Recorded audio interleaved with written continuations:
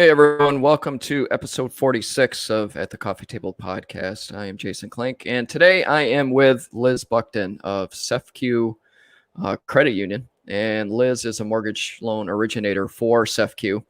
And I have had the privilege of doing quite a few deals with Liz and SEFCU over the last couple of years. And I wanted to bring her on today. I've had other mortgage people on before to talk about mortgages and what goes into them. And I think it's particularly appropriate now before we get into the spring real estate market in order to just give out some information, hopefully bring some people some value that may be looking to buy their next home come the spring and the summertime. So Liz, thank you for joining me here today. Thank you for having me. I appreciate it. And, since getting with Next Home Realty, we've really been able to grow our brokerage to where we have a very solid customer base. And a lot of the conversations I've had recently with potential buyers is, what do mortgage rates look like? How do I get a mortgage? And a lot of people are surprised of the fact that they're able to apply for mortgages online, and the initial pre-qualification process is a little easier than they thought and my goal always is to kind of bring them some value of, this is what you would probably need to do for pre-qualification, but once you get into pre-approvals and the mortgage application, it's a little bit more in depth. Now, I know going from last summer up till now, it was quite the ride, especially for mortgage loan originators. You guys were slammed not only with the new applications, but the refis, right? Refis. It was a refi year. It was just everybody was refinancing, even people who purchased 2 years ago. That's amazing. Do you see a lot of, with the refis, like people trying to take advantage of their equity to maybe do a project around the house, or is it just trying to get that lower mortgage rate? It was 50-50. Yeah. I have a lot of people putting on additions or doing some repairs to the house, and then just a lot of people who, just wanted to save a few $100s a month by refinancing. So it was kind of a 50-50. It's interesting how, from my knowledge of mortgages and how mortgage rates tend to play off of the 10-year bond percentage. And with the bond percentage that was well less than 1% all the way through the end of last year, and now it's creeped up over 1% from the last I saw. I think I saw online it's like 1.033 or whatever it was. But you were saying that the mortgage rates actually have come down recently, even despite that. Yeah, for us, we just saw two decreases in the rates within the past few weeks. So we held steady for probably November and December with pretty steady rates, but then come mid-January, they just kept on decreasing. And I mean, I don't know how much lower they can go. They're pretty low.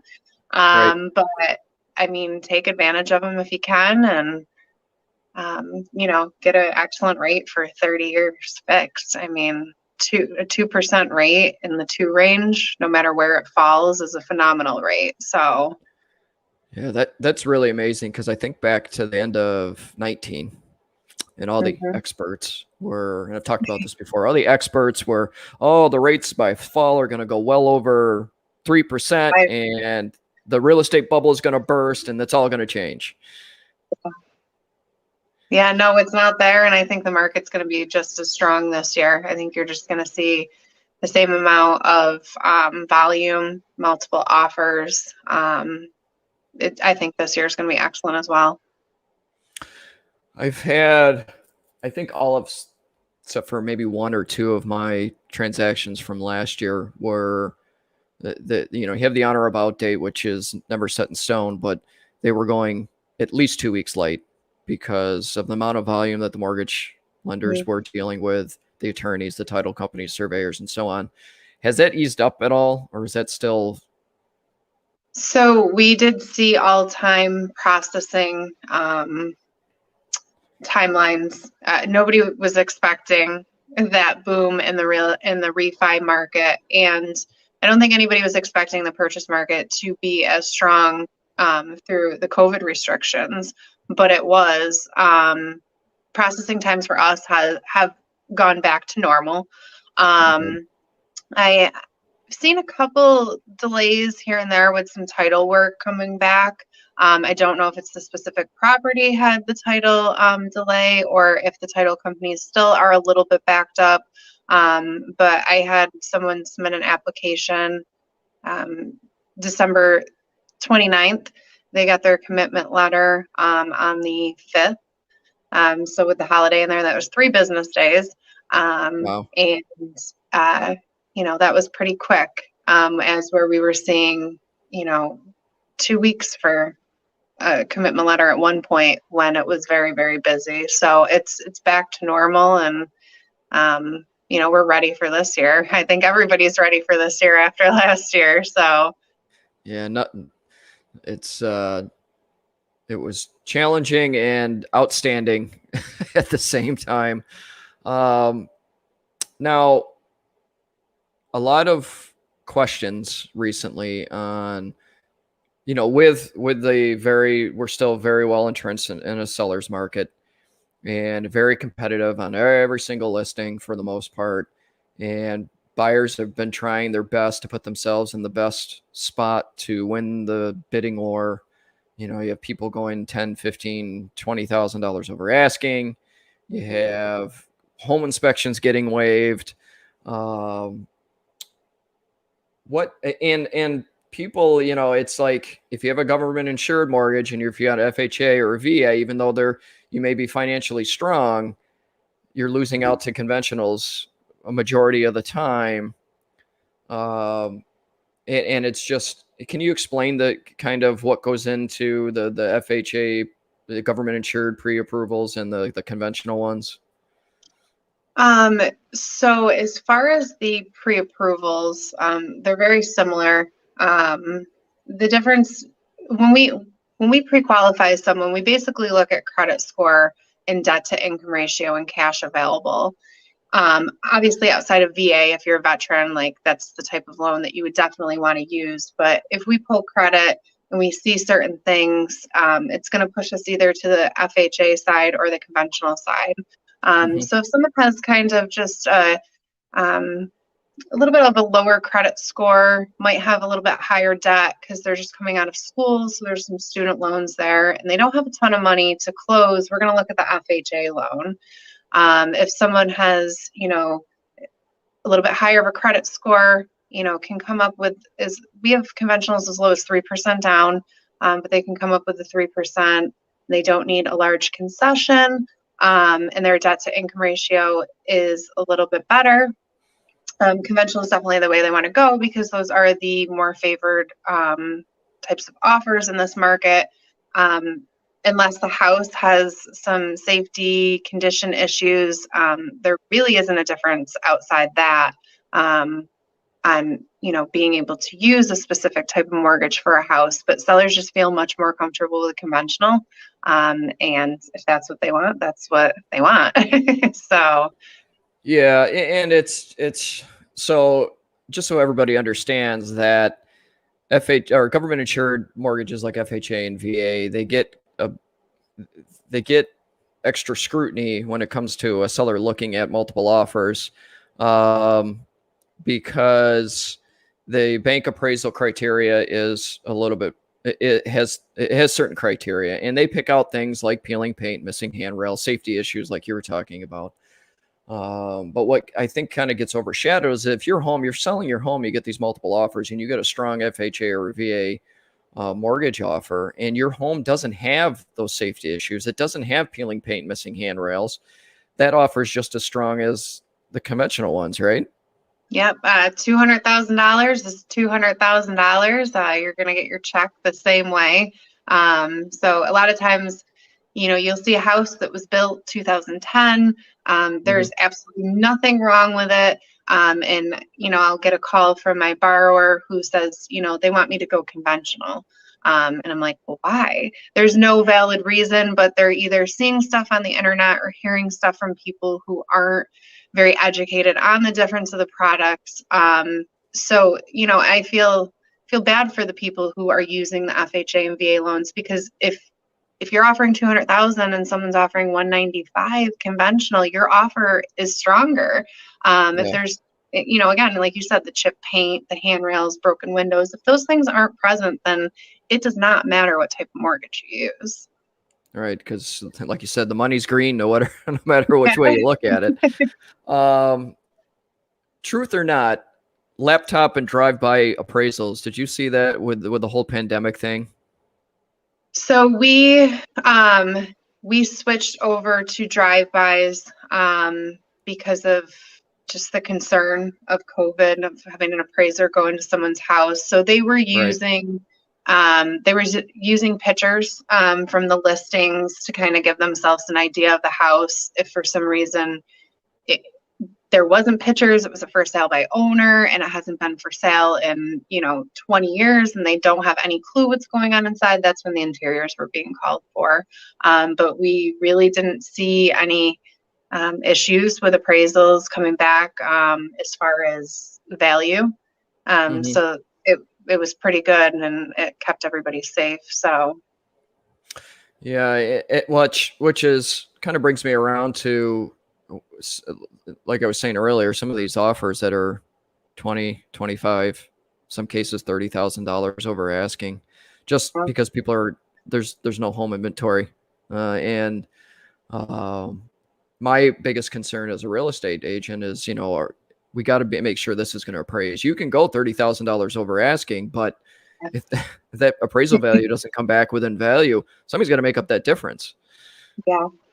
I luckily didn't have any crazy offers over asking. So I was fortunate in that aspect, but I heard a ton of stories. I heard a ton of stories from my borrowers who were getting outbid on offers. They were offering appropriate amounts, asking 200. They were offering 200, maybe even a little bit over 205 to be competitive, but they were getting outbid by 230, 240. And I'm like, either you're going to see the house back on the market, or that person has a lot of cash to make up that difference. And at that point, there's nothing my particular borrowers could do, because they didn't have the cash to make up the difference. Yeah, because these people are going $25,000 over asking. They're still putting down 20 and 25% just to Yeah, stay within value. but a lot of people were lucky because they were selling their houses at all-time highs, and they were pulling out a ton of equity. So people had that wiggle room. I don't know if that's going to be the case in 2022, because people, or even further on in the market, because people are buying a little bit higher right now. So I don't know, there won't be as much cash coming out to be competitive like that in the future. Yeah, I was gonna bring that up. It wasn't that long ago you and I had a conversation about, these people are spending all this money on just to get in a home, but 3, 4, 5 years from now, that equity that they should have had isn't there because of all the money they spent to get the home. Mm-hmm. Yeah, that's definitely going to be, it's going to be interesting to see, in the years to come, because the values can only go up so high, right? So there's going to be, it's going to flip at some point, probably to a buyer's market, where people need to move, and they have to sell their house. So they're not getting crazy. They just want to get out what they need because they're being relocated for work or whatever the purpose might be. So might see a buyer's market coming up. And that's interesting because, I think like 2018, I think it was, the previous brokerage I was with, we were talking about, oh yeah, the change is coming. The seller's bubble is going to burst. We're going to have a shift. It's going to go into neutral. And then, 19 or 20, it'll go into this buyer's market. That didn't happen, obviously. And now I was looking at the data and the information from the end of last year, and I was telling people, listen, at least the first 2 quarters of 21, everything's staying the same. It's going to be the same crazy market, no inventory, the low rates, and so on. But it seemed like that kind of outlook was getting very blurry past, into summer, past June. But you think it's going to kind of stay this way all year then? Yeah, I think we're gonna have a good year again. Yeah. I think it's gonna stay pretty steady. I hope that more inventory is gonna come on. I have this crazy thought up idea that, there's gonna be a lot of inventory from investors at some point, when they're able to actually, get their properties back, when they're able to do evictions again. I think you're gonna see a lot of, inventory in that aspect because some of these investors have just seen significant losses, not being able to collect rent, not being able to get their property back. So I think that's going to be a little bit of inventory, which will be good for some people because there's a lot of investors in the area. Yeah, that's a very interesting point because, and just if people don't know, if you are a landlord or a real estate investor and you have tenants, in the current environment, there's no evictions. So if your tenants decide not to pay rent, you can't really do much about it until until this pandemic restriction is lifted. And then I think that's very accurate that at some point the floodgate's going to open. These people are going to owe this money, and there's going to be a ton of you know I guess the small claims or whatever it would be to eviction court Yep. to remove these people. Yeah, and then the investors are just going to say, I've seen losses or what have you, and I just want my $100,000. I just want my 150, and Yeah, I'm going to go invest it somewhere else in case another situation like this happens. That's my personal feeling on it. I thought about it the other day and I'm like, I wonder if there's just going to be this big push of inventory when right. evictions are allowed. Because there's a lot of single family investment properties that you don't realize. Yeah. Um, and it's interesting to be able to, from what I understand, to be able to shift the market, to go to neutral and then go into a buyer's market, because from what I've learned, that's typically how it goes. But we are so far below 2 months worth of home inventory at these drastically low levels that it's going to take, I mean, either it's going to take a huge push of those kind of properties to come on the market, or it's going to take quite a bit of time just to get past 3 months or beyond worth of home inventory to go into neutral and to change the market in any form or fashion. Yeah. I think the buyer's market, if we see it, I think it's going to be down the road. But Yeah. I just think at some point that flip's going to happen from just people buying at like pretty much top of um, the top of their price range. The top dollar for the house. The prices are Yeah. just they're up there. They are, yeah, because I just was having a conversation about when I sold my house in Mattydale. What was it? 6 years? No, it's quite a long time ago now. 8 years ago. Top dollar was $100,000 then, Yeah, and that's now for it's a probably big like home. 140. Yeah, and now it's 130, 140. I saw a home in Lincourt just listed here this week at 150. In the town of Salina, notoriously on that side of the town was always around $100,000. So that's where these property values have really gone. Um, what is your biggest piece of advice when people are going to look for a mortgage and they want to get pre-qualified or pre-qualification or pre-approval for a mortgage? What's your biggest piece of advice when people are starting that process? I would say don't wait to start it. A lot of times people will have the idea, I'm going to purchase in the spring, so I'm going to wait till the spring. Yeah. So it's always good to take a look at it ahead of time. It's January now, so if you're thinking I'm really going to hit the road looking for a house in May, so I'm going to wait until the end of April to get pre-qualified, it might not be in your best interest. So give a loan officer a call, let them take a look into it. If there's something that needs to be worked on, we have February, March, and April. We have 3 months. We could potentially bump that score a little bit if we need to, or maybe let you know that you need a little bit more cash, so you have 3 months to save a little more. I always find last minute people are looking to purchase and there's just something that needs to take place, whether it's Something a that bump interrupts it. or just a little bit more money. Mhm. So I always tell people it's good to do it ahead of time. The credit's good for 120 days. And then, at that point, if you haven't found anything, you could probably, have to do it on the 121st day. But obviously, when you start looking again, you're going to need to update that just to make sure there's no major changes in the credit. But I would say get ready ahead of time, know what you're looking at, know what's ahead of you instead of waiting is probably the best. Do your research. Mm-hmm. Yeah. So when it comes down to you needing certain documentation or certain information from a potential buyer, what should people have ready and put together to give to you as far as, starting the process as information they need to hand over to you? So for the pre-qualification process, it's pretty easy. We just take basic information, name, address, social, date of birth, your income information, and your employment history. A lot of times we don't need any specific documents for the pre-qualification. When we get into self-employed or someone who has a lot of overtime that we may be considering, that's when we want to take a look at a paycheck stub and some tax returns. But for the initial pre-qualification, if you've been at your job 2 years, you're salaried, we don't need actually any documentation at that point. But when we do make application, we need paycheck stubs, tax returns, W-2s, bank statements, and driver's license. And I can tell everybody right now, if you have money at home that you're going to use towards the purchase of your property, get it in the bank.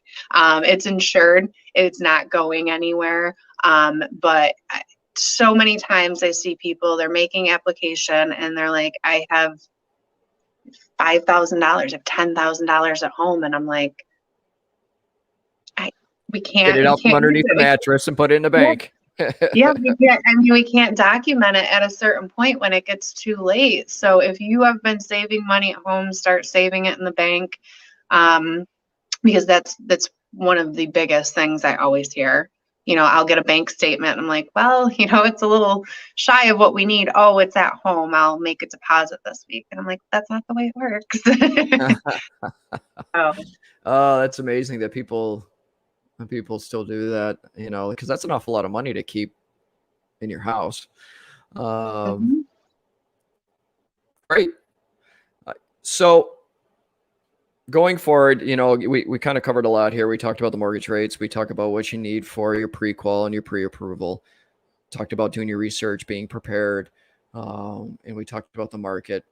It's very important that you have the right, and I've talked about this before, you have the right professionals in your corner, the real estate professional, the mortgage lender professional, an attorney. That way, all of your best interests are kept in the forefront and are taken care of as you go through that process. So Liz, if anybody wanted to connect with you in order to talk to you about mortgages or home buying, what's the best way for them to connect with you? You can give me a call. My direct line at work is 315-701-1390, extension 2565.